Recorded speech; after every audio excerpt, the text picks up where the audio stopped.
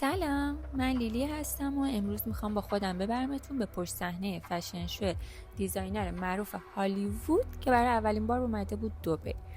این دیزاینر معروف که دیزاینر جنیفر لوپز، کیتی پری و خیلی از سلبریتی های دیگه که قطعا لباساشو توی رد کارپت و هالیوود دیدین، برای اولین بار به دبی اومده بود و توی برج خلیفه تصمیم داشت که یه شو برگزار کنه و من افتخار اینو داشتم که به عنوان مدلشون اونجا حضور داشته باشم. خب ما باید از ساعت 10 صبح اونجا می بودیم و موقعی که رسیدیم تازه داشتن فضا و دکور فشن شو رو آماده میکردن و میزا رو میچیدن و فضای رانوی رو آماده میکردن و همونجور که میبینیم پایین برج خلیفه است با ویو دبی مال و خیلی لوکیشن خفنی بود. من واقعا اینجا رو دوست داشتم. از اونجا که این شو توی روز ولنتاین برگزار میشد، همه جا رو قلب قرمز گذاشته بودن و تم شو مشکی و قرمز بود. من تا رسیدم اومدم فضای رانوی رو چک کردم و یکم برای خودم چرخیدم و با محیط و فضا آشنا شدم و یه خورده ویدیو و اینا گرفتم و خب راستش خیلی هیجان این شو رو داشتم. حالا برگردیم داخل ببینیم داخل چه خبر. وای، از دیزاین لباسا نگم براتون که چقدر فوق‌العاده بودن. اینا بیشتر یه اثر هنری هن تا لباس، اصلا واقعا خارق‌العاده بود و من قبلا همچین چیزی ندیده بودم و من اینا رو فقط توی کنسرت های جنیفر لوپز و توی کلیپ ها و توی هالیوود دیده بودم و توی فیلم ها.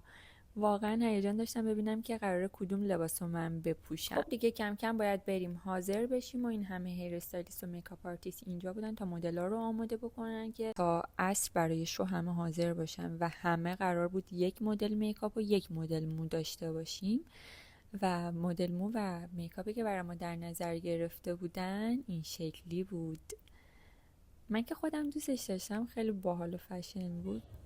خب همینطور که میبینین این دیزاینر برای اکثر سلبریتیا لباس طراحی کرده بود و عکساشون رو همه رو اینجا گذاشته بود. خب دیگه بریم کم کم برای فیتینگ لباس و این اولین لباسی که من پوشیدم و واقعا دیوونه کننده بود، عاشقش شده بودم. ولی خب یکم باز بود و تصمیم گرفتیم عوضش کنیم با این لباس. بیشترین اصرار من به دیزاینر این بود که خواهش میکنم یه لباسی به من بده که یه خورده با حجاب تر باشه، چون اکثر دیزاینش و لباسهاش باز بودن و خب من بهش گفتم ما چون ایرانی هستیم نمیتونم من اینقدر لباس باز بپوشم، چون قطعا بابای من شوی تو رو پیدا میکنه و میاد اینجا گیسه منو میکشه و منو میبره. بک استیج همیشه حسابی شلوغ پلوغ و در هم بر هم و هر کس داره یه کاری انجام میده و خلاصه همه تو هم وول میخورن و منتظر این که ساعت و تایم شو فرا برسه و بریم برای شو.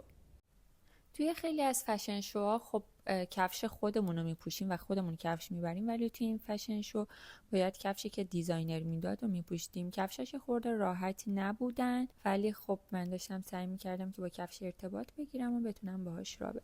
خب دیگه وقتشه که با کلی هیجان و کلی استرس بریم برای رانوی.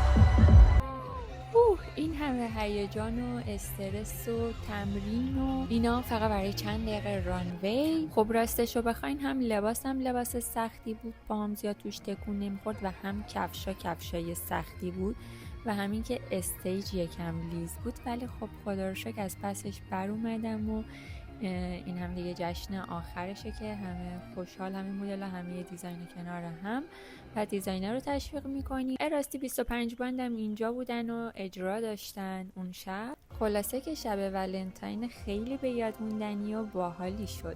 امیدوارم لذت برده باشین و اگر که شما هم عاشق مدلینگ و فشن شو هستین، خوشحال میشم که منو سابسکرایب کنین، لایک کنین، کامنت بذارین و به من این انرژی رو بدین که بیشتر براتون از این سبک محتواها بذارم. دوستتون دارم. تا ویدیو بعدی، بای.